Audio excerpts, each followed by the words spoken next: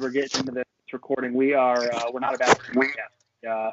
We do not care about basketball. We do not care about the Cavaliers unless LeBron James is on the team. So this is the Untitled Browns and Indians podcast.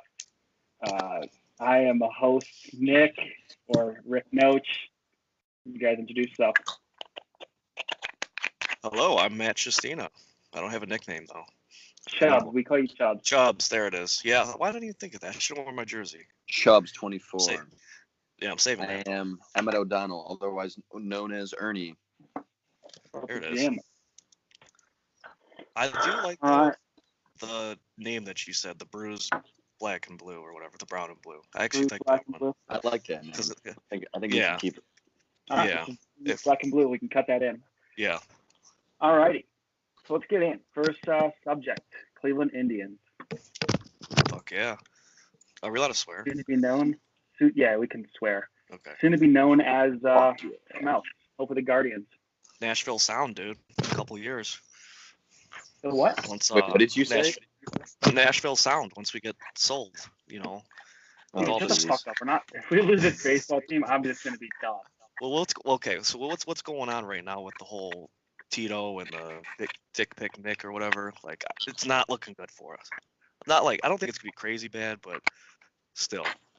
We'll move that up. All right. So first subject, yeah, we'll just dip right into that. Right. So Mickey Callaway, front office cover up. Terry Francona potentially involved. This is not good. I want to state first, Nick Francona. That dude sounds like the fucking worst. He's a fucking pussy. I don't get what his MO is. Like, why are you trying to out your dad, and why are you trying to, I mean, yeah, what they did was bad, but still, like, who are you? Like, what's the point of what you're doing? I mean, luckily, he's got about 4,000 followers, so hopefully that doesn't take off too bad. But it is not pretty. And to be honest, losing Terry Francona, although morally would hurt, I'd be okay because Sandy Alomar would be ready. Yes. But losing Chris Antonetti would be bad news bears. Yes. But so how serious is that, though? Is losing Antonetti a serious thing to look at? No, I wouldn't. If ESPN starts covering it on the deal, maybe it'll be okay. CBS and the Cleveland.com, I mean, Cleveland.com is not being read anymore. And so if this gets like really big, and who knows, maybe this is just what happens when there's not baseball and football on and what needs to be talked about. But, I don't know. We all think that what Mickey Callaway did was not good, so we're not justifying that. What the heck just happened? I mean, fuck Mickey Callaway. Right. So that's not good. But from, like you said, though, Tito's only got, I would only say, like 1 or 2 more years anyway. With his health, he's been in the hospital for 6 months. Right. That's a factor for sure. He's not good. And I like Sandy Alomar. He's definitely, there's a reason why he hasn't gone anywhere. He could have been the next Mets coach instead of Mickey Callaway. So, exactly. I'm glad he's there. He's probably turned down some jobs already just to stay here. Right. I mean, the dude's a Cleveland guy through and through. So, yeah, I don't know. I just saw on Twitter because they're saying, like, the only people that are covering it really huge is the Atlantic, and you have to pay for that. So, like, I can't even read the article. So, I'm just seeing snippets of it. So, it's not, like, blown out of proportion. I think there's still now MLB is investigating or something. So, I don't know what that entails or what's going to happen, but it's just scared losing, like you said, Chris Antoinette, because then we'll be in the Nashville Sound in 2024. Right. Gun to my head, I think nothing happens. This is, first off, this is, if you want to talk about leagues that are good old boys, you got the NBA, which is a players league, the NFL, which is probably something in between, and then baseball, which the power will always be in the hands of the owners, and I'm going to guess this gets swept under. And I don't know if there's really enough substance there in the first place. Right. Again, not to justify what he did. He didn't, like, sexually assault people like other owners and other people have done. Well, I guess, I don't know. Because from what we're hearing, it's just, actually, I don't even know. I think he was just a dick pic, honestly. He's a slime ball. He's hitting on and texting women, obviously. So I think there's there's a factor into this, though, with, like, the timing, which is why I'm even more upset with Terry's son, because it's like he might have had these feelings for a while now, but he chooses to come out with it right now. And the fact that it's happening to a team where people already have problems with the mascot, the name. You know what I mean? There's already issues like surrounding the team, so it's almost like a triple whammy, just based on the timing alone. Yeah, no, right at the start of the season too. We started. We got a game in what, 2 weeks or something? Right. 2 weeks, and we still got to figure all this out. Plus the name change, yeah. So. I mean, the name, let's dip into that. So name change is not a big deal to me. I think they're handling it right. I think we used I think that was really nice of the Washington football team to fall on that sword first. They gave us the road to how not to handle it, which is by changing your name to the football team. So we did the right thing, which said, hey, we're going to take a couple years. We'll get the trademarks and everything like that, and we'll figure this out. And then we'll change our name. We will not have a temporary name such as the Cleveland Baseball. Yeah, I saw a couple names, and there's one I really like. I don't know if I mentioned it to you guys, but the Cleveland Americans. I like that one. Like, you got the Washington Nationals in the National League. You got the Cleveland Americans in the American League. Same colors, maybe put a star as a logo. I don't know.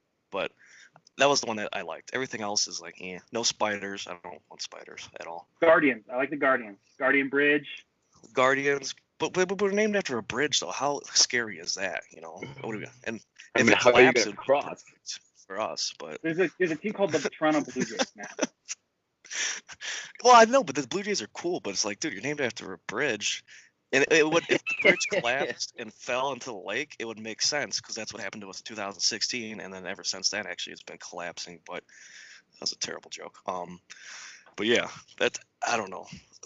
Spiders, no, and then the Cleveland Naps. What the fuck's a Nap? Nap was a player. He was one of our first players. Yeah. But that's we'll who we named after the Indians. Yeah, it was his last name. Something like that. Party at Naps. Let's get into this. Yeah, party at Napoli's. So, we'll go a lot of order, but let's go through the lineup. What are we thinking so far? Have you guys watched any spring training? No. I watched a little bit, nothing crazy. If I had to guess a lineup, thinking we're probably looking at Caesar in first. Had a pretty good year last year, 283 average, 3 home runs, 20 RBIs. So when we go through this, how many people have actually hitting 300 right now in this lineup last year? Probably none. You said 300? I don't think anyone was. I don't even think Frankie was. No, Frankie definitely not. The only one that would have been close would have been Jose. Okay. So we got one, Cesar Hernandez, great switch hitter. Yep. I think played well for us. And he won a not Silver Slugger, Gold Glove, right?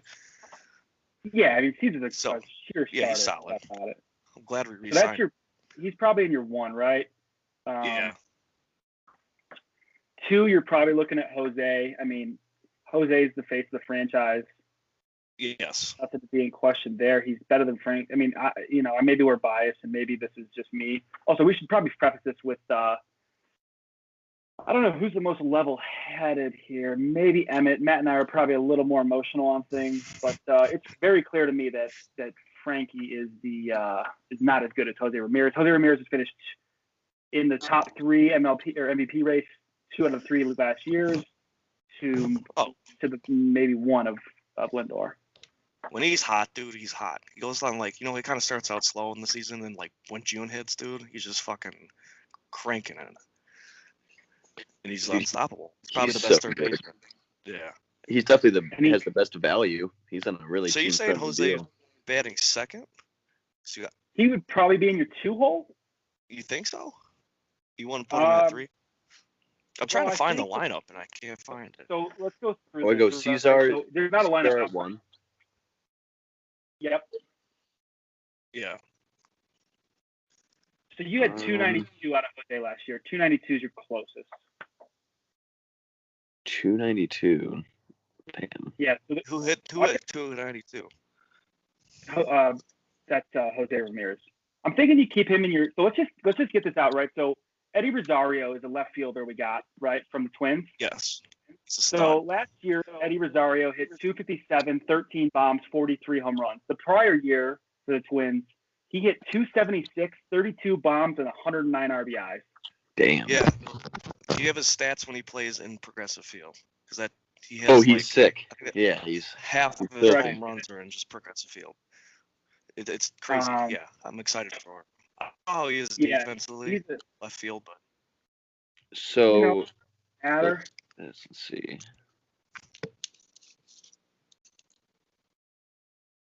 So here's the lineup from yesterday, and it's Rosario at 1, Hernandez at 2, Jose 3, Eddie Rosario at 4, Fran Meal at 5, Roberto Perez at 6, Bobby Bradley, Zimmer, and then Daniel Johnson to finish it off.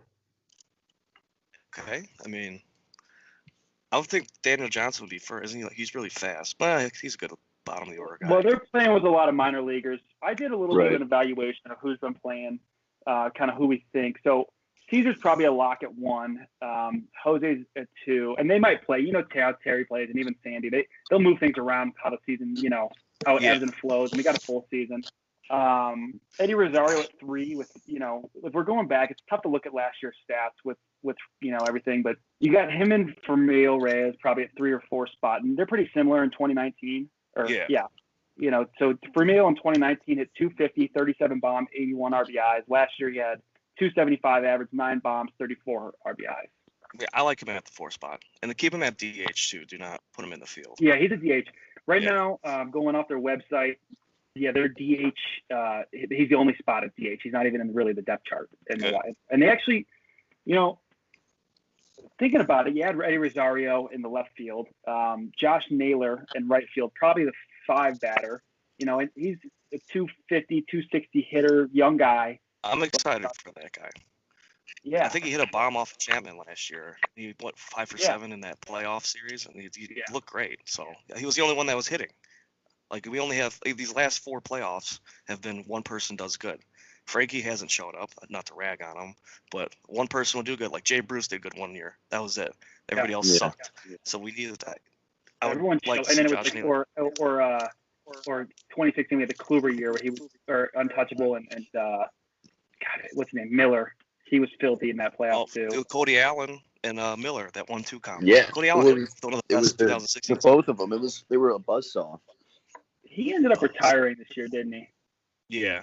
I mean, once he left us, he was both of them. Once Miller left and Allen left, they'd just been on a fucking decline. They weren't even good.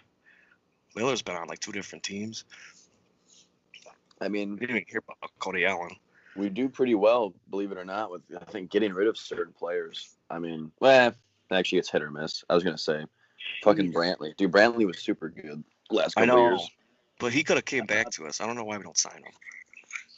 He is old, though. He's got to be like 34 now. Eddie Rosario at Progressive Field bats 353. This is in 177 at bats.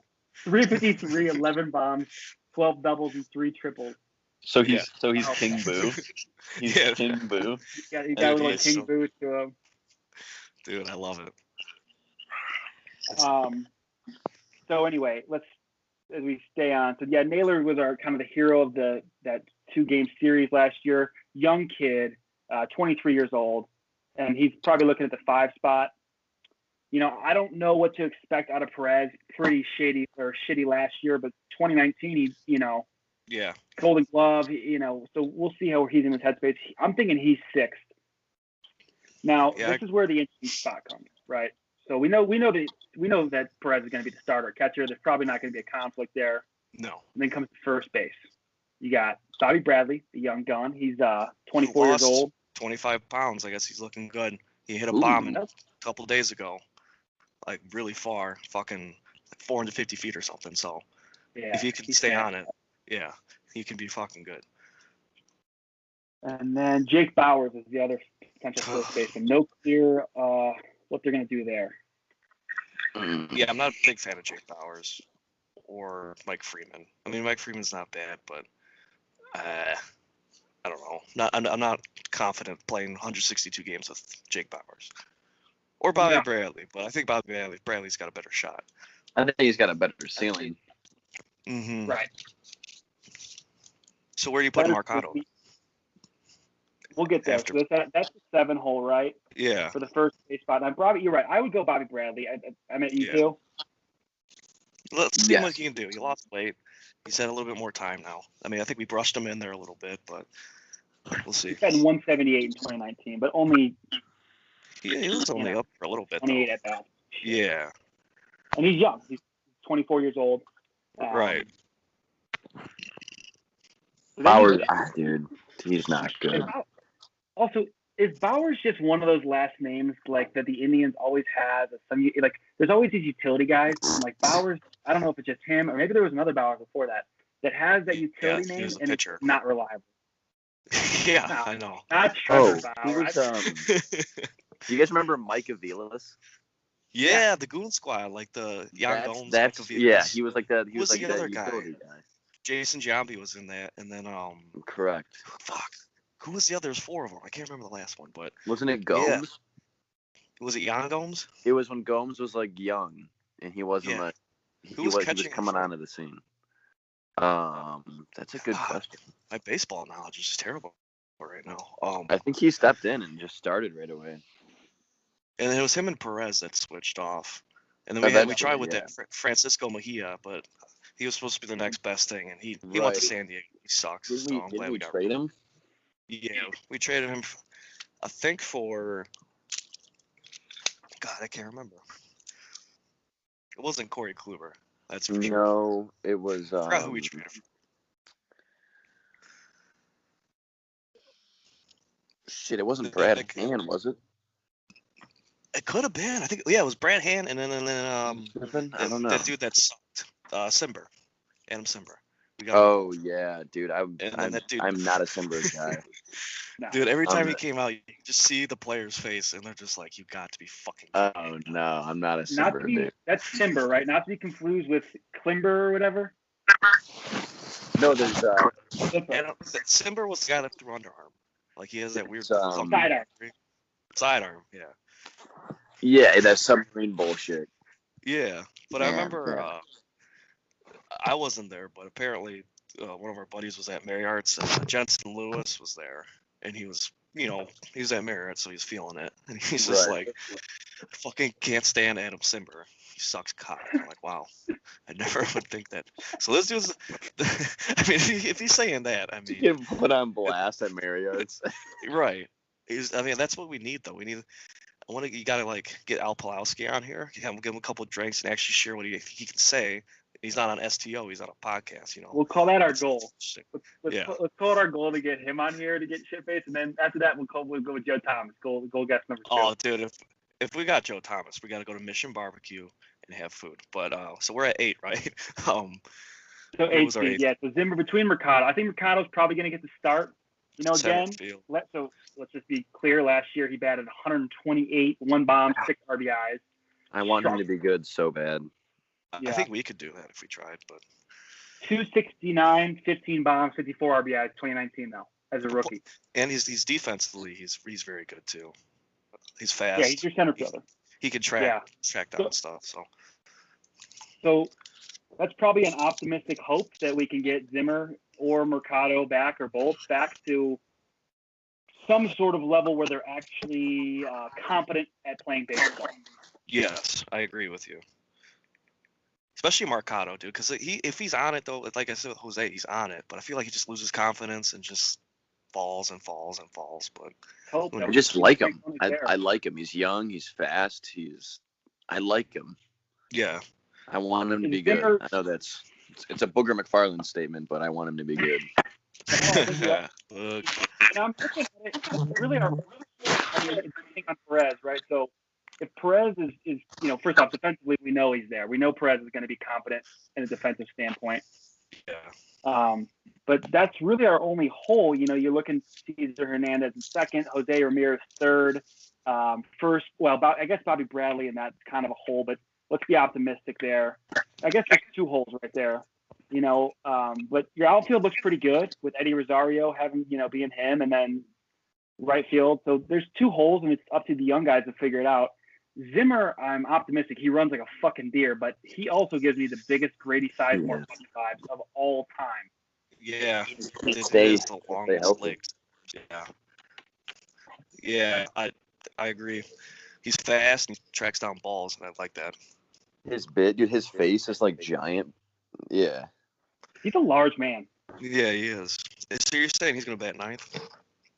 Well, that would be probably the center field would be eighth, and then there's a big this is a good thing. So right now we are going to be in a close race for shortstop. That's our we lost franchise player. When we traded them away, we weren't going to pay him. So don't be lazy. Call him Francisco. Frankie. I heard that he came back on that. I heard that it came out and that wasn't true. That was a complete overreaction. So he's saying that he didn't say that he thought it was lazy. So, yeah. Who is our shortstop? So there's two options here. It's one of the Rosarios, right? Jimenez.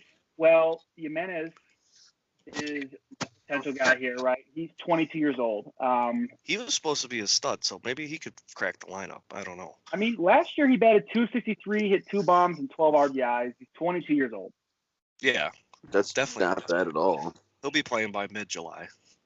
Yeah, I mean, and Ahmad Rosario for the Mets. I play MLB The Show a lot. He's a silver card, 79, so he's not the worst, not the best, but yeah, he's 29. average. Adds a little bit of that veteran. He's 250 hitter last year, but 2 years ago he was 287, 12 bombs, 72 RBIs. So in 2019, pre-COVID year. Wow. Yeah, so decent. And then, yeah. That's not bad. And then him and Andres Jimenez they're riding it out in a very tight. I heard from what I'm seeing, it's very tight race between the two. And those would be your 9-hole with the speed. Okay, nice. That's not a bad lineup. I mean, I'm looking at the World Series here, just like Yan Gomes, Mike Napoli, Jason Kipnis, Lindor, Ramirez, Rajai Davis, Tyler Naquin, Chisenhall, Santana. So it's not like who was on that team that's like stands out, Francisco Lindor, Jose, but yeah. So it's like we're kind of at that same point. We have Ramirez, we have Perez, we have a couple other guys. So I mean, we can still make a run at it. I'm not like worried about that. Did you want to talk about the totals here? Because now I'm looking at this thing. Is this Vegas telling me it's 81.5? Or is that? We'll finish the Indian segment with that. Okay. We'll go through the rotation, and then we'll talk about how many wins. Yes. All right. So your ace. Shane Bieber. I mean, come on. 8-0 last year, 1 loss in the playoffs, 1.63 ERA. Yeah, Cy Young. It did. The only thing he did struggle in the playoffs. That was the only. If he kind of like the Corey Kluber thing where he struggles in playoff too, but case and he was a rookie, a young kid, but he got shell. Yeah. When he's on it, he's on it. So we got Shane Bieber ace. Our number 2 is probably gonna be would you Justin McKenzie? Is that so your two spot is probably between Plesac and Savali. Yeah. And then looking at Savali's last year, 4 and 6, he's not bad. I guess I would want him at third. I think Savali's better than what his record said last year. I agree. I really like Plesac though. I think he's going to be a solid. I don't know that I would pick between the two. I don't know that I can. I think they're both. I see Plesac as a little more Trevor Bauer, and I look at and a little more. I'd agree with that. Who's the kid? Sorry, who did we trade away last year to the San Diego Chargers or Padres? That's not Clevenger. Clevenger. So I look at Plesac like one of those guys who, if it's on, it is fucking on. You're not touching his stuff. Yeah. Savali, I think first off, 4 and 6, sure, but I think he had a couple games where he got lit up, but he had a lot of 2-run, 1-run game, put you in winning good position to win. And right, and I feel like more Kluber-esque, if you remind, sort of like how Kluber was. Yeah, and I feel like those 6 losses, like you said, he gives up 2 runs, and we don't even score, or we score 1 run because half the time we don't hit. Yeah, we don't hit. Or hit well with runners. Hold up 1 second. Evan, are you going to eat right now?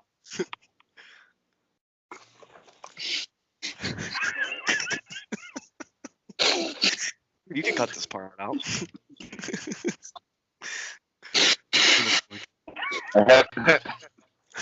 Just half the sandwich, and then I'm in. I'm back in. Okay, Matt and I can talk for a little bit here. Okay, so you're 2 or 3. You're going Bieber. 2 and 3 are going to be Savali, please, Zach. Yeah, which is fine. 2 or 3. Remember when we went to that game, Matt? We went to extra innings. Carlson kind of hit that walk off to the bleachers. Yeah. It went to 16 innings. Nice little. Yeah, that's the. Corey Kluber pitched that game, and that's kind of where I'm looking at Savali. He's young, but I think he's going to be good. Yeah, and then he's got the whole year to prepare. And then Tristan McKenzie, I would think, is your number 4. Solid. Yeah. He didn't have a bad year last year. 3.24 ERA. Yeah. Definitely. And then 5's been a race. A lot of people are talking and buzzing about Logan Allen. Logan Allen. Yeah, he's a young kid. He had 3.38 ERA. He's in our system. He's a young kid. We probably missed him or don't remember him that well because Allen is just like a name of a pitcher that would be on the Indians at any point in time. Yes. But he's young as fuck, and so he pitched the other day. He had 2 Ks, no hits in 2 innings. Okay. He's looking like he's going to be our 5. Okay. And then I think pitching right now, Scott Moss is pitching right now. I've never heard of He's this. He's a 6, so he's another one. Logan Allen are riding it out for the 5 spot. Okay. I'll take that. That's not bad. And then the bullpen, 23. Logan Allen's 23. Taking that Padres trade. Okay. I mean, I don't know. If he's good, he's good. Hopefully. But we're really good at developing pitchers, though, so I'm not worried about that. Yeah. There's also a kid who pitched real quick. Sure, I'm not lying too much. Yeah, so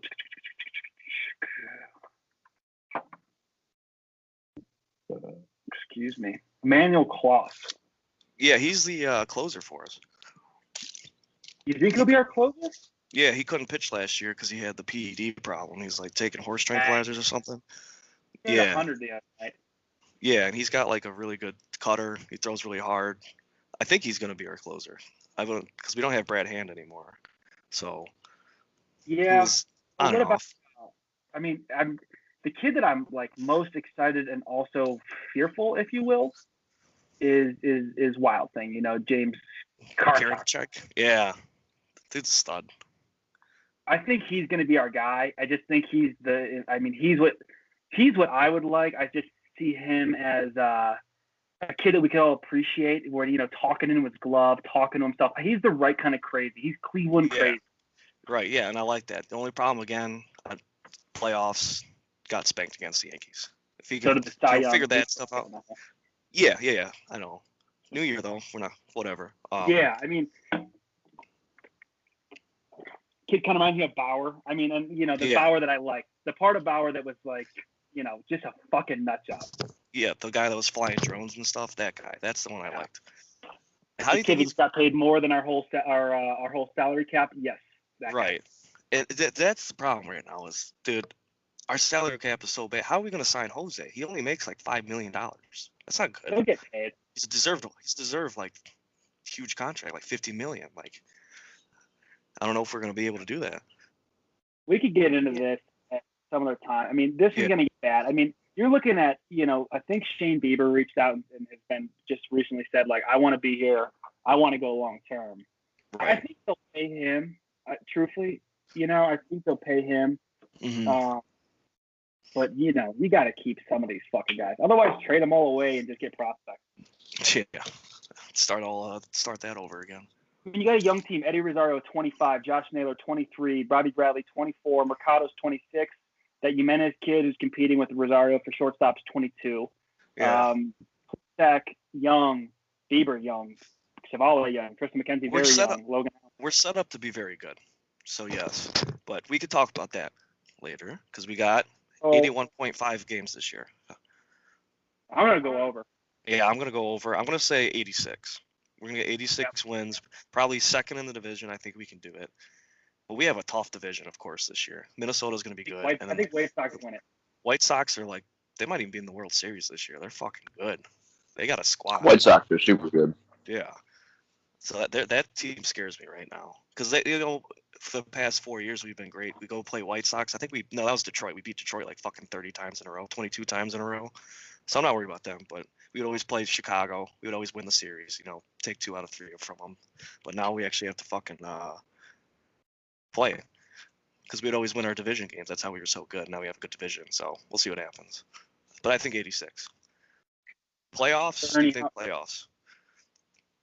I think we could sneak in. I think so. Whatever that wild card game, maybe be the lowest seed. We could probably sneak in there.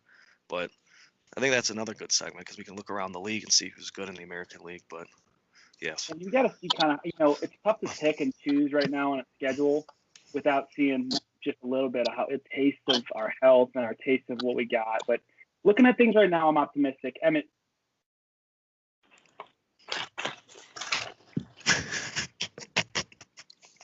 You got a win total in mind. Vegas has an 81.5 wins. I would say, honestly, man, I don't know. The frustrating part is that it's going to be the same old shit where it's a bunch of 2-0 games. Yes. I don't know, boys. I'm actually going to go high 70s, but I think they're under. That's fair. I mean, so give me a win total. I'll go 78. 78. Okay. So I got 86. Bullish. How much you say? I'm gonna go 89. Wow. Like that. That's a high. Do you think we'll do well in our division? What's that? How do you think we'll do in our division? That's gonna be key. I think second's probably a good placeholder. I think we'll be tight.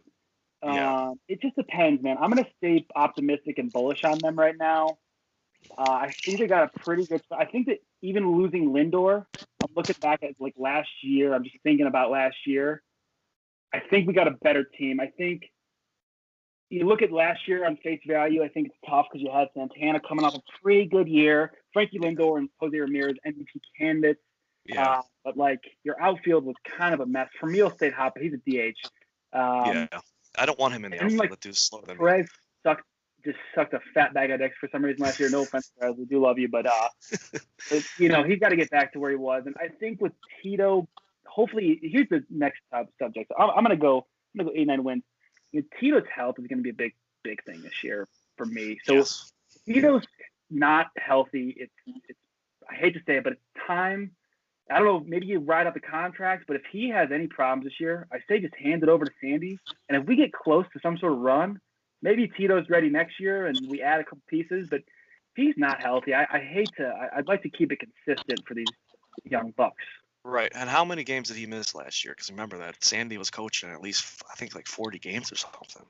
Because he was gone for a long time. I feel like once it got out, he had a couple issues and like the whole COVID thing. It just was done. Sandy's the coach. Yeah, and they said like in the World Series and stuff, like he didn't sleep for like a week. He was like eating ice cream, drinking lemonade and stuff. So, Tito? And he was having like real bad anxiety. Yeah, there was like a story about that. Like he couldn't sleep. He was eating ice cream. Like he was just in bad health. Like. I mean, obviously, I would be nervous too, but at his age, with all that stress and ice cream, man, that's gonna catch up to you. Yeah, dude, he's like a big Moose Tracks fan. and it's the fucking heart too, man. Like you can't mess with that. So if the doctor says no, you gotta pull the plug on it. So, but then we have Sandy, so I'm not worried about that. I mean, Sandy's our future. I know it's really tough. I'd love to have Terry involved for the World Series and get him what he deserves, but yeah, Sandy is the future. He is our bright. He's the bright guy. He's going to be the coach of this team. Yeah, I agree with you. And he wants to. He stayed here for a reason. So, hell yeah. And he's cool. Yeah. Are we talking Browns today? Yeah. Hell yeah. Yeah, we're talking Browns. Their play clock is running on them. It's down to 12. 3rd down and 2. Out they come.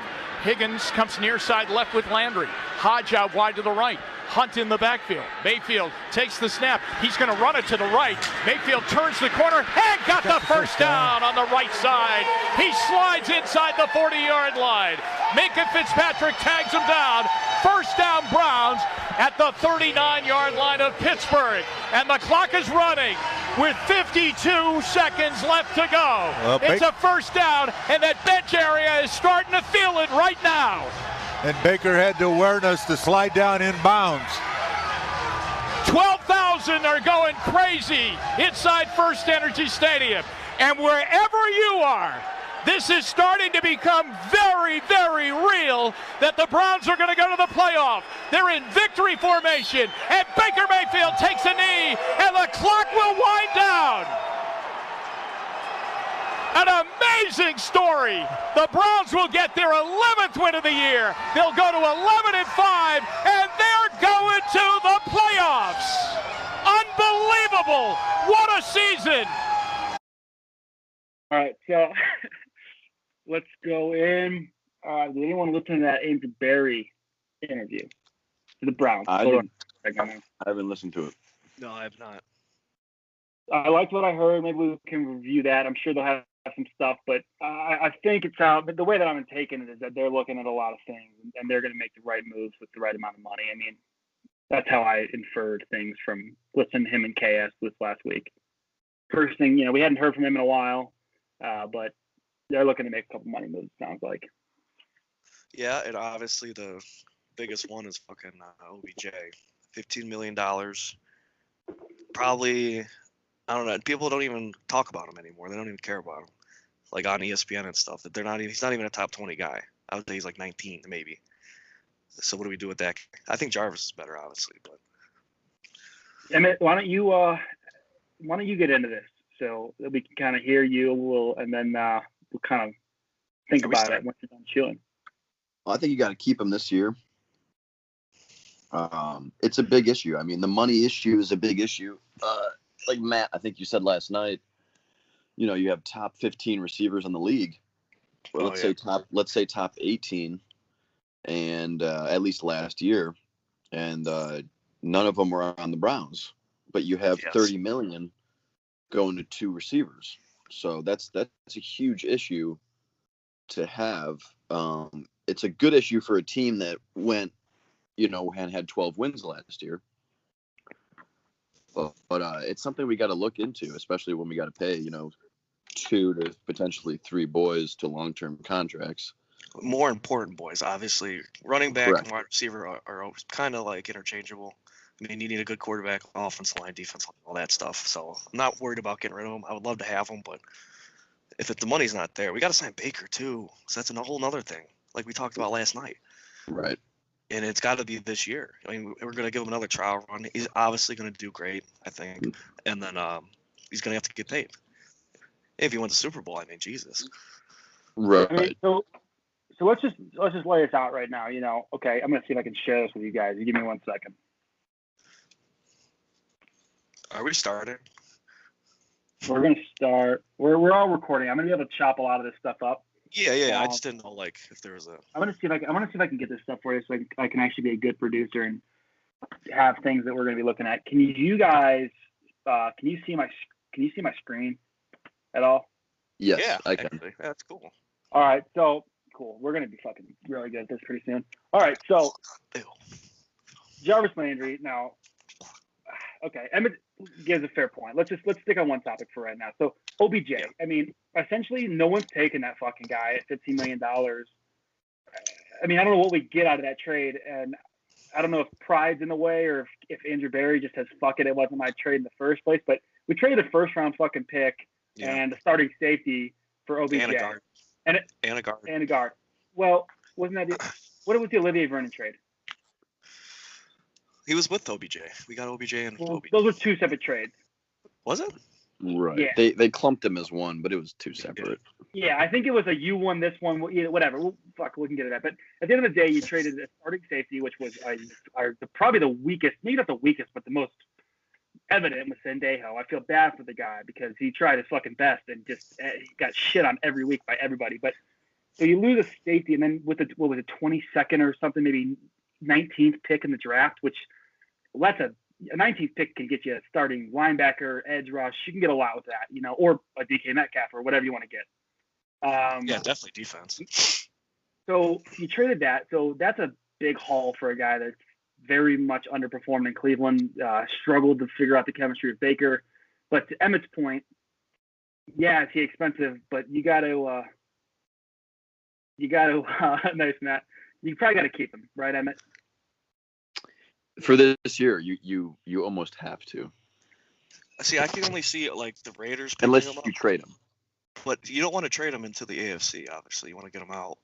But the only team I could see picking up that contract is like the Raiders or like the Jets, something like some bad team that's not fairly good that needs someone that's willing to pay that guy. Like, I don't know. He's definitely not going in our division, so or like like Seattle. I don't know. God, you're talking about. I mean, Seattle they have their own problems going out right now with the franchise quarterback who's acting as if he might not want to be there. But so Ed, what's the point? Why do you have to keep him this year? Because you can't cut him, right? So if you cut him, you're still paying him X amount of money because he got injured last year. Now, if you trade him, there's the whole trade possibility, but his trade value right now is the lowest it's ever been. No one trades for someone who was good 4 years ago. So what has to happen now, in my opinion, again, this is just my opinion, they can do whatever they want.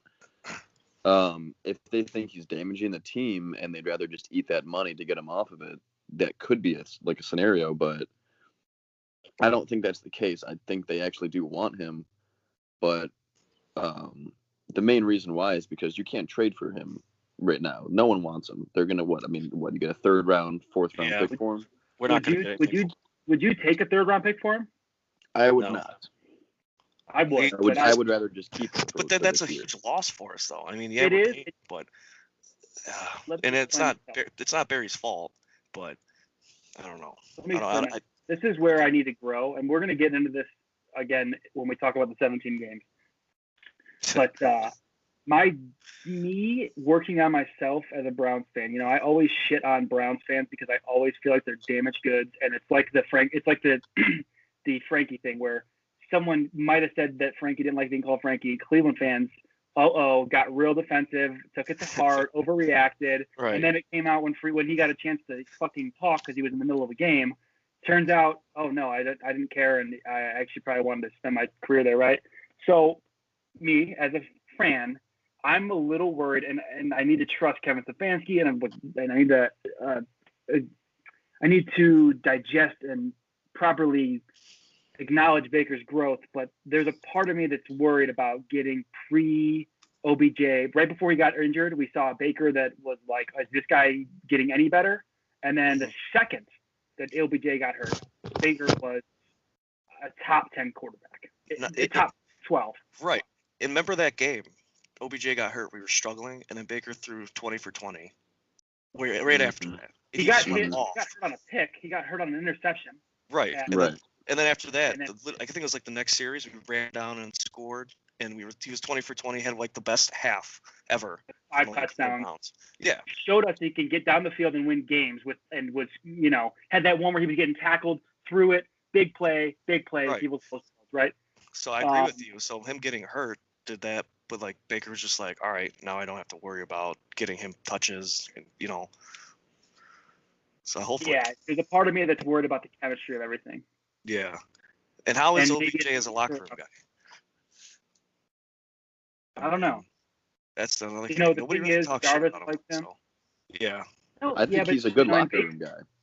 Yeah, it seems like Baker likes him. Like, it doesn't seem like either Baker's faking it, which maybe, but Baker seems like a pretty off the cuff, gonna let you do what he does kind of guy. So maybe he's forcing it, but via social media interactions and shit like that, Baker seems to understand that it's nice having him. So maybe, which is probably the case, is that Kevin Stefanski is the man and Baker's the man, and this team is actually growing, and OBJ will come back and be an asset next year. Yeah. I don't know if he's a $15 million receiver, but he's probably more than a 3rd round trade receiver. Right.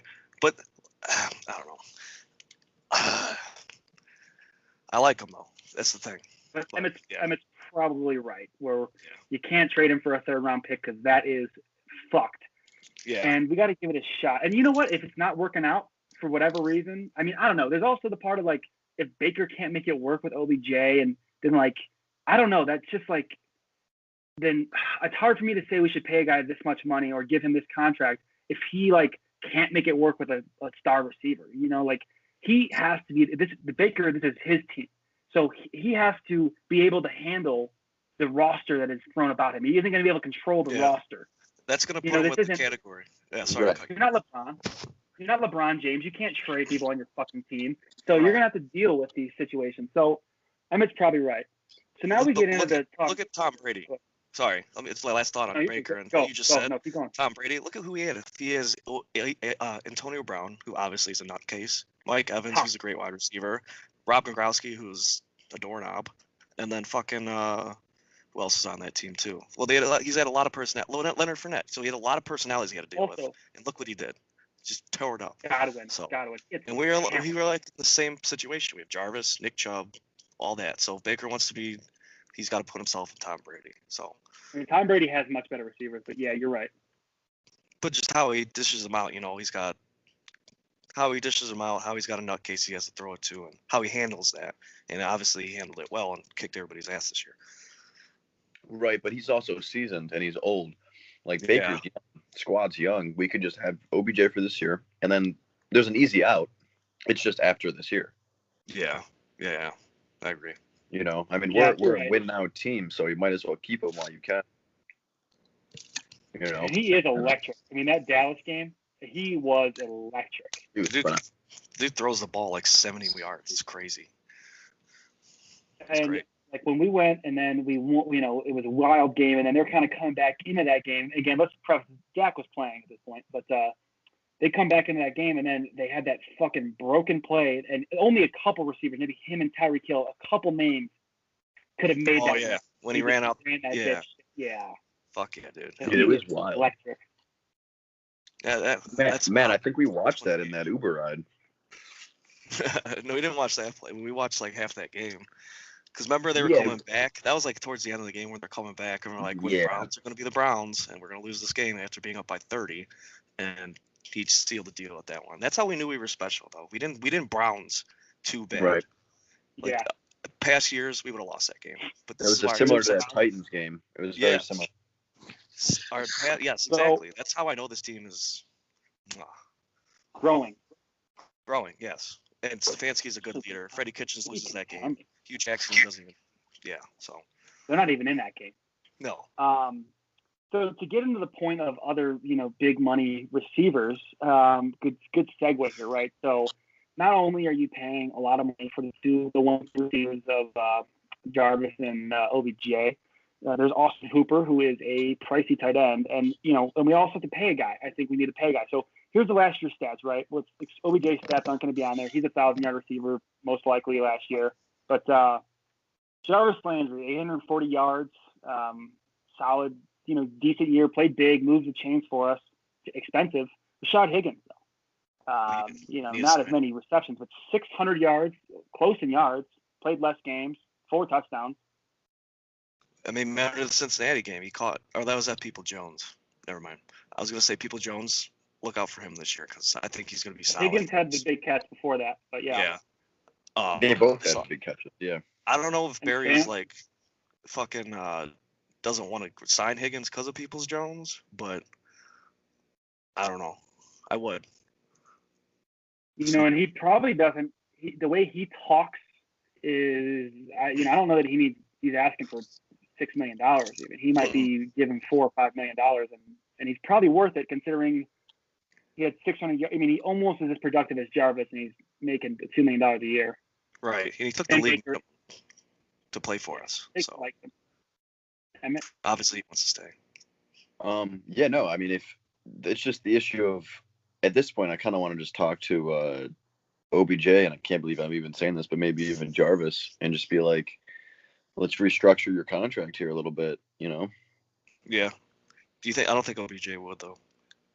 Maybe I don't think he would either. I think his ego is too high for that. You know, you never know though. I mean, you know, the idea. I do believe this though. OBJ, when we were winning, I bet it bothered him a lot. If he's winning, I think he would keep his mouth shut. Now we did start off solid, but it was a weird start to the year because it didn't feel like we were like, will we start 3-2, 4? Yeah, but that yeah. that first Baltimore game, that was like a preseason game. We didn't even know what the hell was going on. So you had that, and then you kind of Right. on a bunch of shit teams. But when he was definitely upset when he wasn't out there getting because I think talk about ego, he can handle not getting everything if he's winning. Mm-hmm. I will say though, he has been. Besides that one year, the first year he was here with Freddie Kitchens, how he was saying, "Come get me" after the games. After all that, he's been actually pretty quiet. I think he's actually shown good leadership. But Are you saying Freddie Kitchens can't handle personalities in the locker room, Matt? Is he not confident? No, the only thing he can handle is a pulled pork sandwich at this point. So. I bet you can handle that better than any of us. Yeah. Yeah, that sounds pretty good. I mean, that'd be a great point. I mean, if they were willing, this is a team that I might be just way off, but this feel I get is you probably got a solid, and I don't mean that this is forever. I just mean right now you got about 2-3 years. You need to push this bitch you're competing for. You need to get what you can with what you got, before you got to keep, before you're on a completely, before these names, like we're talking about the 2016 Indians, before these names are no longer there and there's only a few of those pieces. Yeah, well, it has happened right now. I mean, there's no 2 years from now. It's right now. We need to be in win mode, playoff mode right now. There's no building. I think we're there. I agree. And maybe that's what 100%. Maybe that's what Barry is waiting on with Higgins, and he maybe let's bring this out. So like, let's see. Oh shit, this is cool. Yeah, I like this. This is cool. I like this. We're gonna get this. I can't see you guys though. It's all good. You're like a little bubble on my screen. Do we want to go with this? This sounds like a bad move. So, here we go. Okay. So, if you're Andrew Barry, a lot of options going on right now. Sorry, it's taking a little longer than I thought. Come on, baby. If you're Andrew Barry, you're definitely focusing on defense. That's your main priority. Right. But there's so many pieces, right? Like, I was reading that maybe you could expect. So let me ask you this, Emmett. Who knows? Emmett probably knows. What's good with Chubb's contract? So, like, Chubb doesn't need to get extended right now because he's extended, correct? He's on the last year of his contract. Oh. So he was a 2nd round pick. So he doesn't get that 5th year option that Baker has.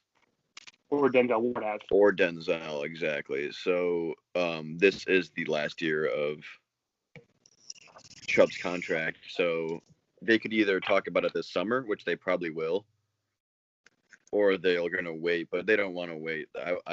I could see a Chubb contract getting done this summer. Something happens in May.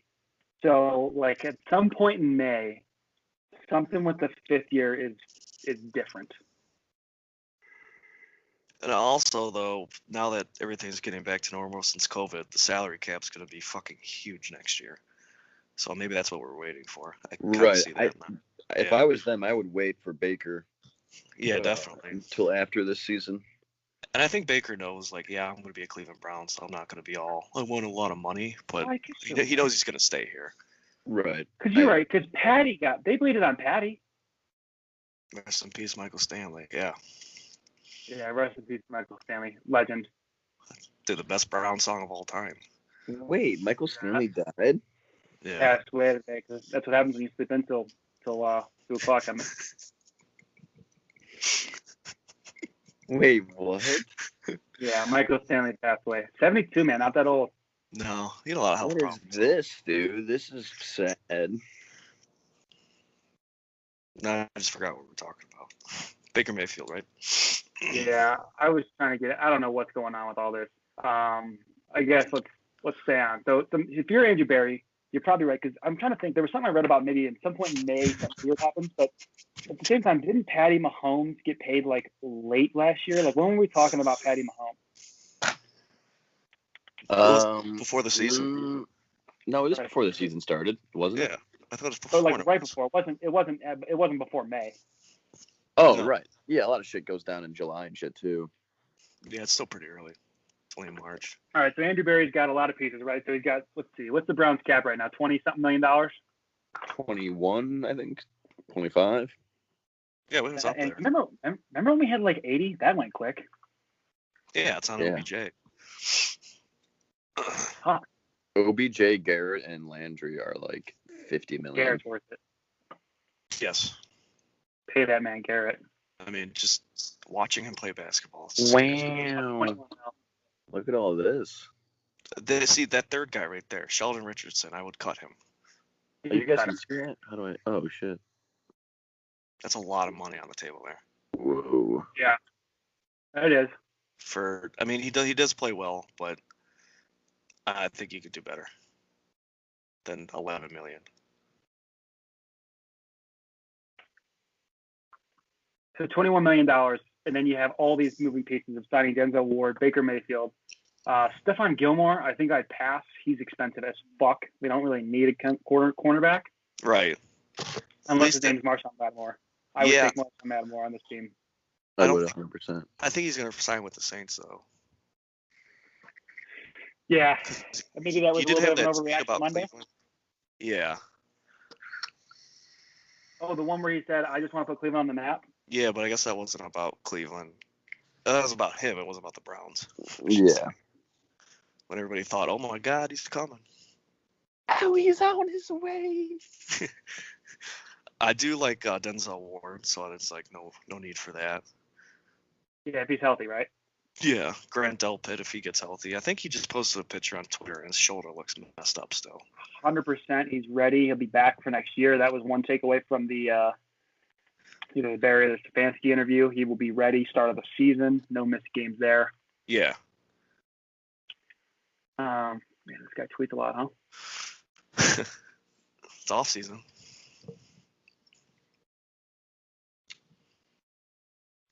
Dude, this is crazy that like this is on my phone right now. Yeah, it's cool. Should be right around. Like tripping me out. You might have deleted it, man. Wait till you get your laptop. Yeah. Yeah, he looks like he did delete it because it was like a week ago he just tweeted that. Wonder if Sean Payton told him to take it down. Yeah. Sean Payton, he's a clean cut guy, right? Yeah, and then fucking Drew Brees still hasn't made a decision yet, so they still have to wait for him. He's completely fucking that team. He's kind of racist. Is that Drew Brees? Yeah. Yeah. I don't know that he's a racist, but I'll tell you when you should have shut your mouth is when he opened it about on that flag. I mean, don't get me wrong, you should have freedom of opinion, but sometimes it's just best to know how your team's gonna react to things. You're right. For sure. Yes. No, Yeah. I'm just messing. I know you are. Well, anyway, he took it down. He said something along the lines. It's smart for him to take it down. He said something along the lines of, "Hey, I was kind of talking about something else, but he'd be great. I think having Ohio State players is always the fucking move, man." And him and Greedy are both from Cleveland. Yeah, he's from Glenville, dude. I love it. Him and Ward, sorry, Greedy be a great backup. If he's ever healthy. Davenport talking about maybe. Harrison Smith, but he's old. No, the kid that we want is that white kid from the. Who's that white kid from the Saints, man? Oh, Hendrickson. I'm actually reading about him right now. He'd be the signing to Dude, get. so look at these stats. So this was he ran a 4.65 40-yard dash in 2017 combine. Myles Garrett ran a 4.64, so he was 0.01 second slower. And then it says his 10-yard split was 1.59 seconds. Garrett's was 1.63. And his 20-yard split was 2.68, and Garrett's was 2.68. Jeez. So obviously, It's no like one's the same saying person. he's Myles Garrett, but his production of like quickness is huge. Well, also let's bring up his name's Kyle Hendricks, right? Yeah. Hendrickson, yeah. Hendrickson. There's a guy for Cincinnati too that's played really well, but he was hurt. Oh, Lawson. Yeah. And then we got a guy from Miami who he was supposed to be like a stud, and then he hurt his foot and he was out, and then they cut him to re-sign him, but we picked him up. And I guess he's supposed to be the next big thing. I can't remember his name though. I don't know. Trey Anderson, that's good. So in terms of Myles Garrett's productivity, right? I mean, this kid last year had a really good season. 13.5 sacks. I mean, his stats look pretty fucking comparable to Myles Garrett. Yeah, he was a stud. 25 QB hits, a forced fumble. And that's what we need. Wow. Looking at Tampa Bay's line, because they won the Super Bowl, I mean, there was a stud. 4 of those guys were awesome. So if we can get like something like that, I feel like that would help us out so we can get to Patrick Mahomes and win that game. I agree. Yeah, I mean, yeah, dude, they had a great line, man. That Shaq Barrett, they stepped out. They had a great complete team. Right, I mean, they're gonna be a problem next year too. But let's just focus on the AFC while we, before we get ahead of ourselves. Yeah, I'm just comparing to a Super Bowl. No, but you're right. I mean, that line was filthy. They shut Patty down quick. Yeah, he doesn't look good anymore. I mean, Patty looks like he did all he could, but they're saying that turf toe he looked injury. ineffective. Yeah, that turf toe could really bite him in the butt. He has to get like 3 surgeries or something this offseason. Who's that? Patrick Mahomes on his Wow. foot. So I mean, he'd probably be ready to go, but they said that could really affect your game. People have to retire because. And then, I mean, yeah, you saw the stat. He ran 497 yards. Yeah. And being chased down. Yeah. And how many rushing yards do you have? Like 20, 50 or something? I mean, is that you? What's that? What? Feedback. Got a little feedback. What do you mean? Nothing. When's your laptop supposed to come in tomorrow? That's what it says, yeah. Okay. Cool. All right. So, other receivers, Hooper, very expensive guy. I'm not going to lie about that. But I do see him as a big asset when it really comes down to being said. Got to have tight end. Yeah, and he was great in that Monday night game against the Giants. He helped us out. He was good in the playoffs for us. Yeah. I mean, the thing is, we have a wealth of tight ends right now. I mean, Harrison Bryant, I love Harrison Bryant. Yeah, he's great. Even Njoku. Njoku, he had big games. I mean, big catches. I don't want to lose any of that. I think he's gone, man. I think David's out of here. He might be. He on Twitter recently has like really been like, I don't know what's going to happen with me, but I never really said that. Thank you. I want to thank the Browns fans. Like, I love you guys and for everything. And not just his receiving though, his blocking has been unbelievably Very good. Yeah. He's a very good run blocker. It's almost interesting with the Austin Hooper move. I mean, I don't know. I mean, I'm not, again, Hooper's going to be big, and maybe when it comes all said and done, he's not sharing all the stuff with between 3 guys. But Harrison Bryant's a young kid. He won the tight end award out of, I think, Florida International. He's a stud. Mm-hmm. But Njoku and Harrison is probably enough quality for the tight end for what Baker's looking for. So hopefully Hooper can have the breakout year. He's probably got a top 3 contract for tight ends. Oh yeah, I think he's got it's him and Kelsey and Gronk, I think. I mean, he's not exactly putting up Kelsey numbers. No, but it'd be cool. Maybe he can. Damn. Okay.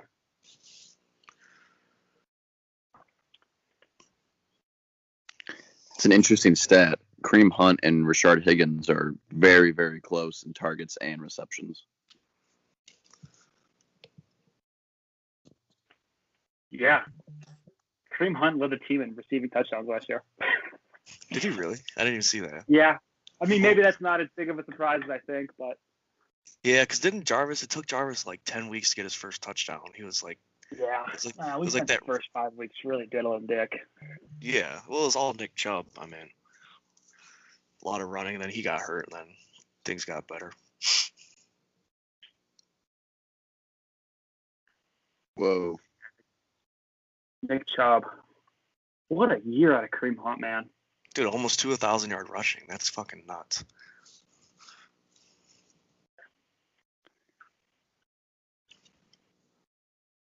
Yeah. I mean, he had 190 attempts and 1,000 yards. That's crazy. Yeah. And he didn't. Really good. He missed 4 games too. Dude, what? He averages 5.6 yards? Yeah. Yeah. What? There was a point in the year where like it was right before like when Chubb got hurt and Kareem was taking a lot of carries, and but they both were averaging over like 4 yards or over 5 yards a carry, and they were like 1 and 3. It was like Nick Chubb was first, and then it was Derrick Henry, and then Kareem Hunt in yards per carry. Oh yeah. God, I mean, dude. 4.2 isn't exactly anything to gawk at. 4.2 is pretty fucking good, you know. Yeah. I'll Mike take it. Cleveland would be happy with that. What is he? I mean, what was I our remember rule? 3.5 is 3.3 good. yards a carry. Yeah.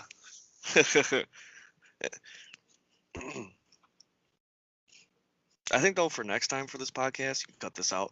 We gotta have like we do have an agenda, but because we're going all over the place. I feel like I don't know. We're gonna have to clean up the agenda line. Yeah, like We're I'll gonna eat have to have before. I imagine we're not gonna be as. And I'll be we'll sober be and shit. Yeah, I won't Yeah, I be all know. hungover and I'm not shit. That's gonna- my I don't fault. think we need to be sober. I think we should Yeah, actually have some I'm drinks for hungover this too. thing. Yeah, I'd be That's down. the thing. I mean, I don't even. I just feel bad because I'm like hungover. Yeah, same here. Wouldn't feel bad. You're just I got the terrible. first time you ever do something.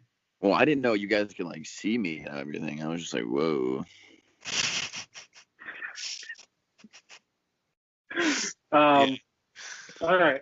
Yeah. So free agency, a lot of things are going to potentially go down. I just wanted to, we could cover this real quick. JJ Watt. Fuck that guy. JJ Watt. I think they're So, right. He is about himself. No, and I want to be. Let's just do this real quick. We'll be cleaned up with the agenda next time. But sorry for the one listener we maybe end up that randomly accidentally clicks on this podcast this week. But Hey, It'd be so funny. so I want to just do one thing real quick. Wait, is this a video record? As in, like, they can watch the video that we're all seeing right now? I don't know that I'm going to release the video. I might just probably mess around with the audio of it. Okay. I didn't know if you had maybe the control over next that. one. Yeah, the Next- next one will do. Next week when we're on that actual when the laptop comes in, we'll be on that software that can record. We can record everything, and then like we can like chop the videos and everything. It'll be a lot easier. How long do you want this to be? Half hour? No, I think we just let it run. I mean, we're running probably a little heavy, but I'd like to just let it run. Yeah, and then like obviously cut out dead time and fucking like conversations like this. Right. Vagina boob. Yeah. When do they release the NFL schedule? Is that coming up? They released teams, but not the schedule. I don't know when that comes up. Yeah, yeah. I feel like once that's released, we can actually talk about what games we can win and stuff. Because it's kind of hard to right now. I mean, it's all like it'd be all free agency talk for the next couple months. Yeah. You guys can see my window, right? Yeah. I just want to make sure that we're very clear about when it came down to the JJ Watt, that Emmett persuaded me into even being interested in JJ Watt. So this was my stance. Is that just to be very, very clear here? What are we looking at right now? Just wanted to make sure this. I got the receipts. People. This is February 8th. Okay. Us talking shit. The JJ Watt stuff was earlier this week. Right. I said, and it was like, right, blah, blah, blah, young free agent. I said, the reason I like the guy Watt is the leadership, like Jarvis, our best receiver, blah, blah, blah. JJ Watt is kind of corny, though.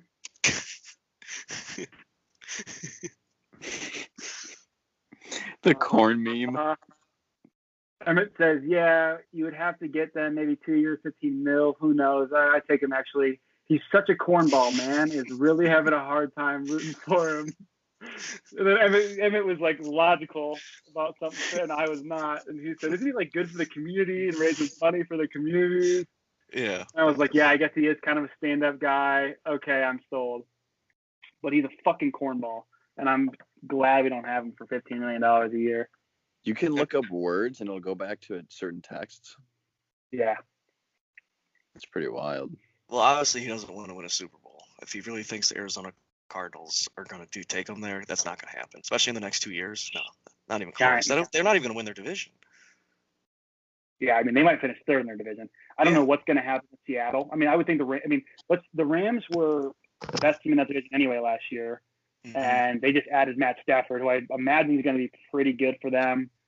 Seattle, Seattle. I don't know how let's put it like this. Maybe this is like an overreaction, but the Browns used to be the worst thing to ever root for ever in the history of anything. But this year, I feel like I'm watching other teams make these mistakes that I've seen us make. Like, I'm listening to Russell Wilson. Like, my franchise quarterback says, I like it here, but I wouldn't mind being traded to X teams.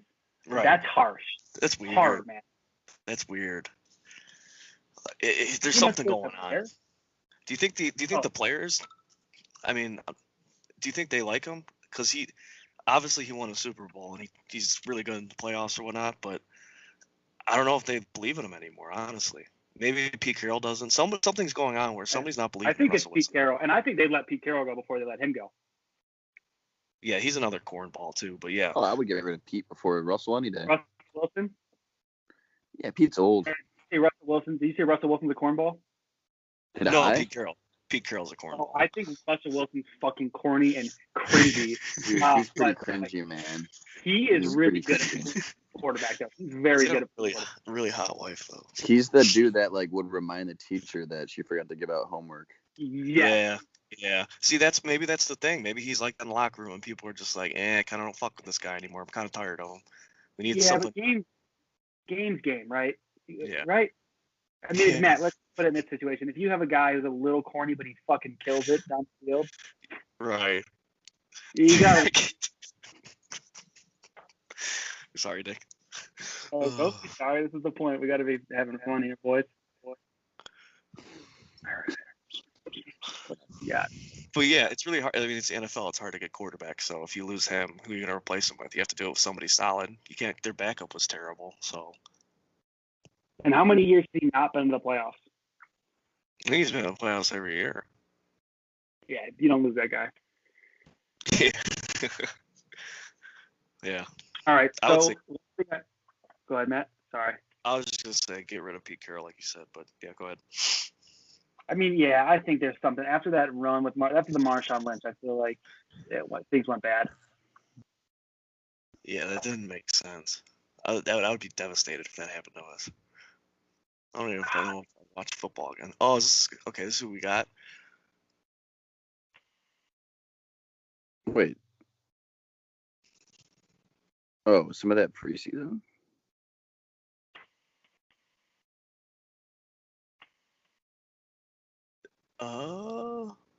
No, never mind. Wait, what's with the Patriots?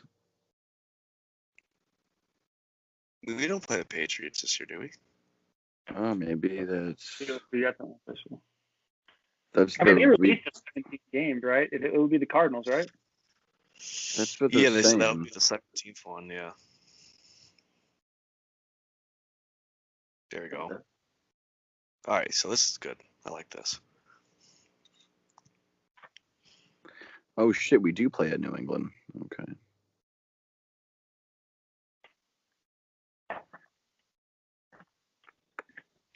Damn, didn't realize that. Yeah, I'm trying to go to that Packers game for sure. That'll be fun. Oh yeah. Hopefully it's like September. Something like warmer, not like middle of winter. I'd kind of like it if it was cold. What are we worried about? We're going to be dealing cold no matter what, right? Yeah, that's true.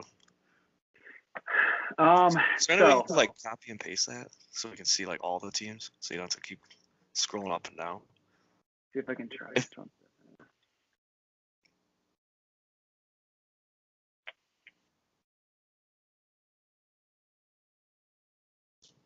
So do we want to do the schedule breakdown, or we want to wait to do it at a different time? Yeah, maybe we wait. Because I'm just looking at the agenda now.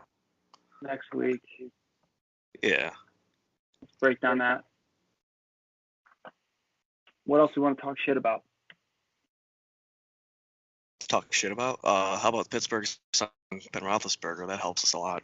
Yeah, man. Yeah. They help themselves too. $50 million they freed up in dead space. So. All right. How would you rank the QBs in the AFC North from first to fourth? That's a tough one. I'm gonna go Baker Mayfield. Then I'm gonna go Lamar Jackson, and then I'm gonna go.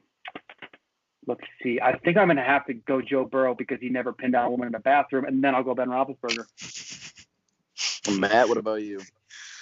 Oh, you guys are gonna hate me. This Lamar Jackson, Baker Mayfield, Joe Burrow, Ben Roethlisberger.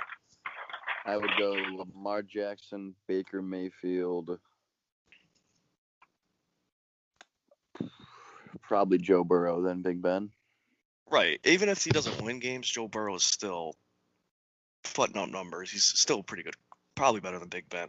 Big Ben can't even look at the playoff game. He can't even throw the ball 30 fucking yards. Right. And if he did, there was all their deacon and dunking, and there was getting tipped at the line, and it was awesome to watch. But yeah, I don't see why they did that. I don't know why he even wants to come back and play. I know he's a competitor, but dude, you just gotta hang it up. I mean, they saved some money, but you're right. I just don't. I mean, maybe they think he can groom Haskins, or they can save his career or something. I don't know. Haskins, Or maybe they don't know. You know, I mean, I've heard reports they're internally high. Like some of the internal front offices. What was that? Did you guys hear that? What's that? But Never mind. Oh, all good. Oh, I went with my stupid fucking headphones. I got. It's all good. Let's see how this goes. But yeah, really bummer if this thing didn't. Let me try it. Give me 1 second, please. That'd be a real bummer if this fucking died, huh? That's all right. We'll ride it out. Anyway, you guys can hear me, right?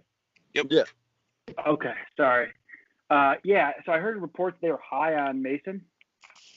I don't know about that, but maybe not confident enough. And then Haskins, it's not like they like. I mean, he's on the Cam Newton deal, which is like thin ice, cheap money. It was, you're not paying the guy anything. It was a smart move just in case, but they're probably not thinking that's gonna pan out. I mean, it's just a what if, right? I never got why people were into Haskins. He wasn't that good at Ohio State. Like, he was good. He was but pretty fucking good. I thought he was good. But I mean, he was good, but he wasn't like, I don't know, like Joe Burrow. You know what I'm saying? Like, he couldn't win us the big games. And then he goes to Washington. He was all right. Yeah. Yeah, whatever. Is that your mom? Yeah. Tell her we said hi, dude. I don't know where she went. You're right, though. I mean, he like had 54 touchdowns, which is pretty good. I mean, he was good, but like, it's not like it's. I don't know. Maybe I don't know. Sometimes you just look at a guy, but I've been wrong. I mean, I would have been the most wrong on what's the kid from the Chargers? Herbert. Never even heard the guy before that last year. Didn't even know he went to college. Didn't even know where he went to college. I bought a Herbert jersey. Oregon. Did you really? Yeah. Which color? Baby blue. Nice. I bought it for this. I think you're lying. No, I bought it for the dishwasher at my work. Oh, I thought you bought it for yourself. Like, what? No, I thought his last name was Herbert, but it's Hebert, so it's a waste of money now. Is it? Hey. It's a true story. Yeah, it's in my locker. Oh my god, I didn't even know that. Yeah, but he's not bad. I think we'll be fine. I think Lamar is going to do the same thing he does every year. He's going to win games, put up numbers, and then go to the playoffs and lose. Right. No, we just can't win in the playoffs, which is nice. It's just I'm going to have him as the first because you won the MVP. Hold on 1 sec. So Emmett, you went Lamar, Baker, Joe, Ben. Yes. So did yeah, we'll see. I mean, I have a eerie feeling that Baker's gonna be fucking lethal next year. But that's just me being optimistic, probably. And I think, I don't know, Lamar's probably gonna be pretty good too. I mean, he is really, really good. I was looking at the stats of him versus Mahomes. When it comes to all said and done, it comes down to wins, right? But they're identical stat lines in terms of yards and touchdowns. Actually, Lamar has more touchdowns, but everything, completion. Everything. I mean, look what for a guy who gets a lot of shit. What's that? So look what he did to us on a Thursday, or was it Monday night? I mean, the dude just wrecked us. Then he went and pooped and came back, and he was fine, and then beat us. It's just funny that the narrative is he can't throw, but he has the same fucking yards and completion and passer rating as the best quarterback in the NFL. So yeah, yeah, he's good. He's Yeah, better than Baker, but maybe this year may change. Yeah, I mean they have the same amount of playoff wins, so. Yeah, that's true. I didn't even think about that. Yeah, I mean you're right. He is good. He's good. Damn, he's really good. Yeah, I mean we got to figure out like we've been talking about it. I remember watching a game the first time and the second time we played them, Baker's rookie year and Lamar's rookie year. So it must have been the second time we played them that year because they probably started Flacco, I think, for the first chunk of the season. Mm-hmm. And it was like, oh, we got to figure out a way to use linebackers and try and stop the run. And i.e., we're 2.5 years later and have not seen that yet, Right. But I don't know. Other teams somehow figure it out. The Titans couldn't figure them out in the playoffs, but they figured them out in the regular season. So he's tough. Right. I mean, But the Bills rushed him. I think they said Lamar Jackson's most pressure he's ever felt in a game in his career was against the Bills in the playoffs. Yeah, and it showed because he just got mollywopped. He did not play well. Right. And then the Bills didn't play well against the Chiefs. I can't even. I don't want to talk about the Browns beating the Chiefs, and then we could have beat the Bills, but You never know. yeah. I mean, he probably would have played the best out of the AFC, and I'm only going to say that because of the hurt line for the Chiefs. Yeah. But I would have much rather watched Baker Mayfield at our line play against the Bucks than I would have. I mean, I felt bad for Patrick Mahomes. I like Patrick Mahomes. Right. I have no ill will against the Chiefs. He couldn't even move. Your left tackle, right tackle injury that he was fucked. He played fuck the whole game. Yeah, dude, it was like right when they snapped the ball, he was like, somebody's in his face, somebody's in his face, somebody's in his face. It's like, I've seen that before. Sucks, dude. Feel your pain. Yeah. I've seen that a lot. Another thing is we got to stay healthy. Yeah. We weren't too bad with injuries, like obviously OBJ, and then Nick Chubb got hurt a little chunk of the season, but our offensive line, who was the guy that got hurt like later in the year? Offensive line, our guard. We missed Teller for a while. Teller, he needs to stay healthy. He needs to be on the field. He's a huge part. And that's why I like Joe Bitonio. Crushed it. Yeah. That's what I'm saying. He needs to be on the field. We can't have some random dude that just met Baker Mayfield trotting out in the locker room or trotting out on the field like he did last year. Great line, though. Great interview all the time. When you beat your arch rival, you have the biggest, essentially not ever, but, in our lifetime and beyond, we have the biggest franchise win in the longest time you can imagine. I mean, probably 40 years. Biggest franchise win. You beat your arch rival, the absolute daddy of the division, probably the second most dominant organization in football in the last 20, 30 years. And your fucking follow-up is, I was missing our left guard, and I just met this. I forget the kid's name. He had a kind of a goofy name, right? I think it was like Mike Bass or something. It was weird. Oh yeah. What was it? God damn it! It was like Ethan Kraft or something. Not Kendall Lamb, Michael Dunn, Blake Hamp, maybe. I think that was it. Yeah, I think that was it. Yeah. Yeah. Dunn was the other one that played too. Yeah. Yeah, that's what Mike Dunn. He got hurt, right? Yeah, Chris Hubbard's the other backup that was hurt. Yeah, he got hurt, and then Chris Harris, the backup center, got hurt. Yeah, and that Hubbard kid's pretty fucking good. Yeah, I like him. He was just kind of hurt last year. He's been here for a while now, hasn't he? Who am I thinking of? Somebody else. He wasn't here for the 0-16 year, was he? No. Okay, no. I don't know why. I don't think so. No, I think I was thinking of Cam Irvin for some reason. That dude sucked. But All right, so Matt, you're up first. Dennis system. Okay. I mean, obviously. Can we just sidebar? What do we think about that pick right there? Is that a little cliche pick? Oh yeah, I mean that's Thank in my top That's 5 gonna as be well. if somebody ever saw this like podcast, they'd be like, yeah, I agree with Matt. He's smart because that system's the best episode. Matt, anyone that listens to this podcast and actually likes this show would be like, dude, Matt is such a fucking cuck for picking the most widely known episode ever, like the most cliche. Yeah, so they know I'm a winner. I mean, like when we do like the favorite movies, like is Pulp Fiction gonna be your number one? You know what I mean? No. Okay. Not Pulp Fiction. It's gonna be The Godfather. Emmett, like you're up. Else. All right. Well, that was one of mine, but I'll do another one. It's the Gang Dines Out. Great one. Oh, fucking that! That was my second one, you bastard. That one's that great. one is great. It's it's an older one. I think it's season 9 or 10, I believe. It's really good. It's Okay. set up perfectly too. It's got so much involved. Yeah, it's fucking awesome. So for my first, I'm gonna go with Frank's Little Beauties, Okay. Okay. and then I got the next pick, and I'm gonna go Charlie Work. That's a good one. I had that down as well. I mean, you're up. I am going to go with The Gang Gets Invincible. Yeah. That's also another cuck pick, though. I feel like everybody likes that one. I mean, yeah, it's up No, there. I'm just kidding.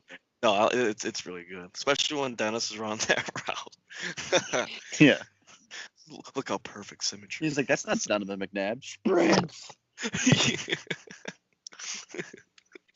Oh my god. I love it. And so now Matt. Let's see here. The Gang Gets Racist. First episode. It's a good one. It's fantastic. Boys are out tonight, right? So, and it's probably the best episode without Frank, I would say. Before Frank gets Yeah, I'll give you gets that. into the. Am I up again? Yes, sir. Yep. Hold on. I like Mac's Big Break. We'll do that one. That's a great episode. I'm gonna have to go with that one. All right. This is actually back to season 1. It's actually my personal favorite episode without Frank, and it's Underage Drinking, a National Concern. I can't remember. I think I've seen that one, but I gotta rewatch it. Dude, it's so good. They end up going to prom with a bunch of 18-year-olds, but no one wants to go with Mac. Is that what they wanted to do though? Was that they wanted Mac to like the character development, like he's always been, gay, Yeah. but it just comes out now, and then like Dennis has always been a psychopath, and it's like coming out now, and like Charlie's Right. just trying. As far as I know, that's how it is. Yeah, it's great screenwriting. Man, all mine are already up. I chose 4. I wrote 4 down. They're already taken. Yeah. So here's how we're gonna have to do this, right? So can you guys hear me? Yeah. Okay, one of my AirPods died. Fucking lame ass thing. So we're gonna have to pick. We'll probably do 15 picks and all, so 5 each. We're probably gonna come with 8 as we go forward, because I'm gonna guess we take them.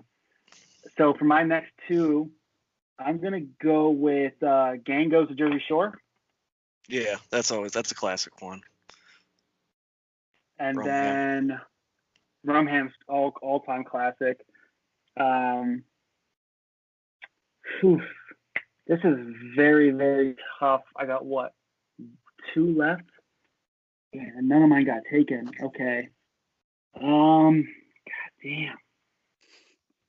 Fuck, this is really hard. Okay.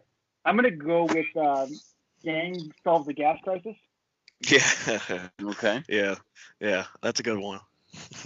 He spells all the gas wrong. I might watch all these episodes tonight.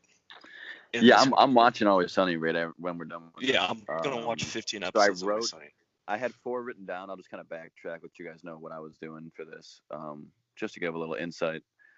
So I did not from one from whatever. It's just kind of a collection of ones that I like. But the Gang Dines Out, the Dennis System, the Gang Gets Invincible, and then Underage Drinking. And I just wrote down 3 more, and I'll choose my favorite out of the 3, and I'm gonna go with A Very Sunny Christmas. Okay. I thought that one was really funny. It's almost like a I like movie. that. For me, the gang desperately tries to win a reward. I always thought that one was pretty funny. Yeah. 3 fishbowls, bozo, and then Yeah.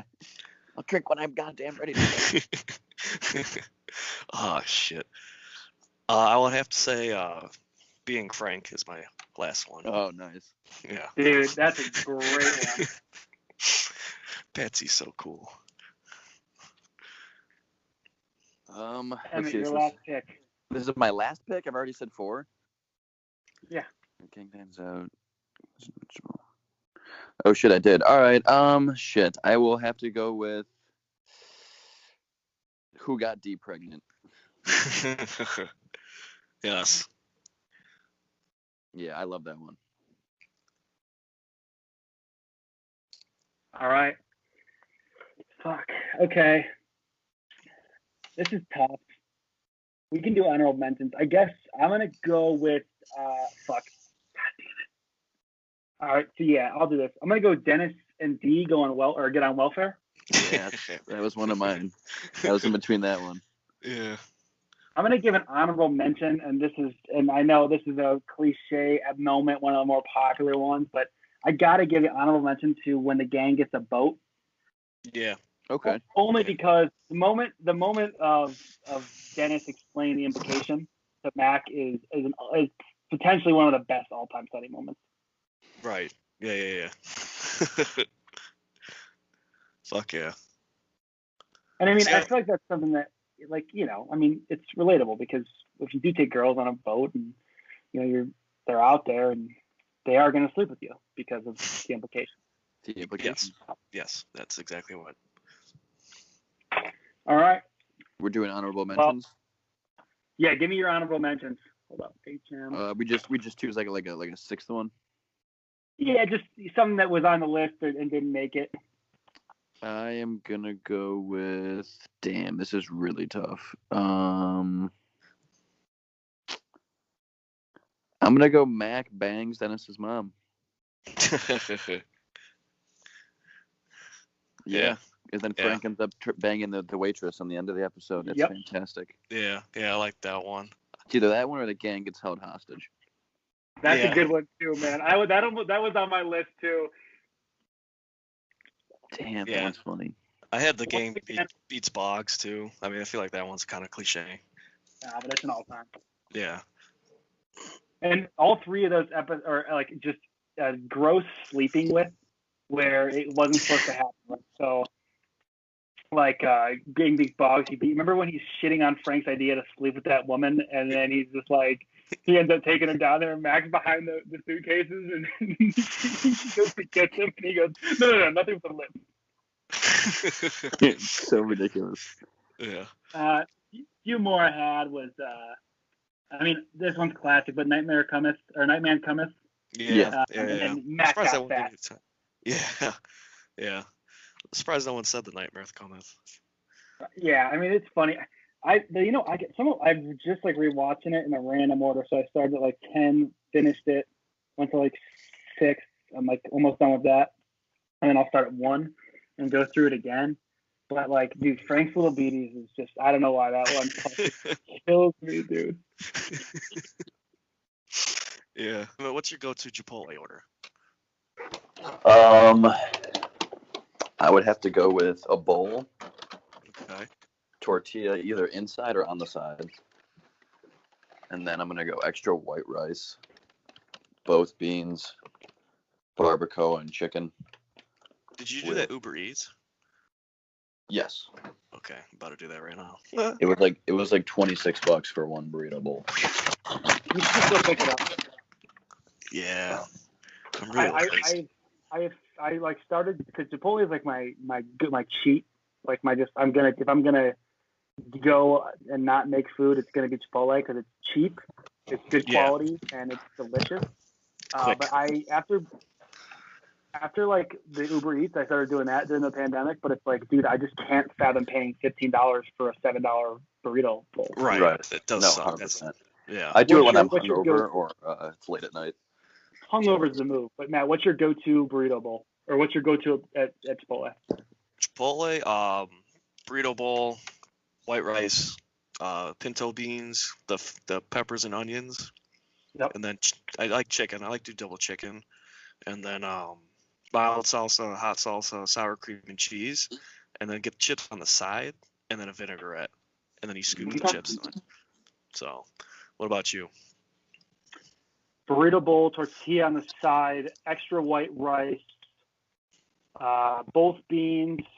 I go with carne asada and double meat chicken, and then I get the what do you call it? The peppers. Yeah, the fajita peppers or And whatever. then queso, mild salsa, lettuce, and corn. Yeah, I like that. You guys I've don't fuck with never, vinaigrettes. I've never had their queso. Queso's not bad. Just shake it all up. It's sort of, if you like sour cream, it's good because it's like moist. I don't know how I'm gonna describe it without sounding gross, but it's a little moist. Fucking glare. Yeah. Kind of just slides down your gullet, so it's pretty dank. It's pretty dank. There you go. Neighbors or anything?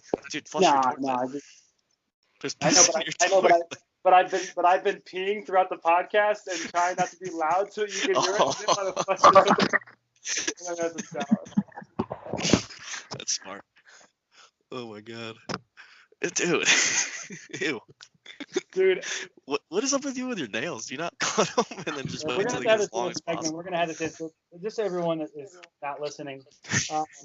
Emmett has this fucked up thing, and he's been doing it for years. Since we were in like middle school, where he rips off a fingernail and then just discreetly puts it on your lap or on your desk, or just make sure that it makes contact with you. Yeah. You slip it in your drink once in a while. Surface level, Emmett's very healthy, but we can tell from this sort of behavior that there's something going on. Wasn't there I've been killing cats. when you like flicked your fingernail and it landed in somebody's mouth? Or was I Yeah, dreaming I think it was John Wagner's lip. Yeah, like landed out. John Wagner, that kid does not deserve that, man. What a nice. No, not at all. He's so nice. Jesus Christ. I think we wrap it up. I want to remember one highlight Was that of our memory is got to be when we were in Jake Schmidt's basement and Matt talked some shit at me, and my reaction was I had a can of Coke and I tried to fling it at him.